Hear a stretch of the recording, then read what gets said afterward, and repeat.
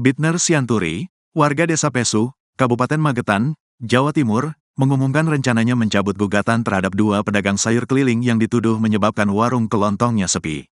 Dalam proses mediasi yang berlangsung di Pengadilan Negeri Magetan pada Rabu, tanggal 12 Februari tahun 2025, Bitner juga mencabut gugatan terhadap Kepala Desa Pesu, Ketua Badan Permusyawaratan Desa, dan Ketua Rukun Tetangga setempat, yang dianggapnya tidak mengakomodasi keberatan terkait keberadaan pedagang tersebut.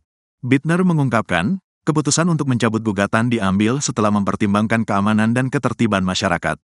Kita bicara keadaan, keamanan ketertiban masyarakat, pada akhirnya saya yang mengalah bukan berarti kalah untuk kebaikan bersama. Hari ini saya mencabut gugatan saya, ujarnya saat ditemui di PN Magetan.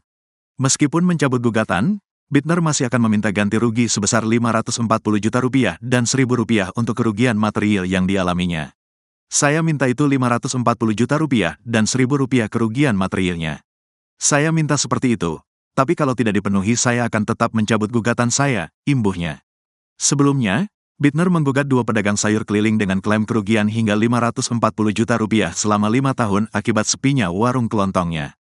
Gugatan tersebut juga mencakup perangkat desa yang dianggap tidak merespons keluhannya tentang aktivitas pedagang. Sidang kedua gugatan Bitner Sianturi dijadwalkan berlangsung hari ini dengan agenda mediasi.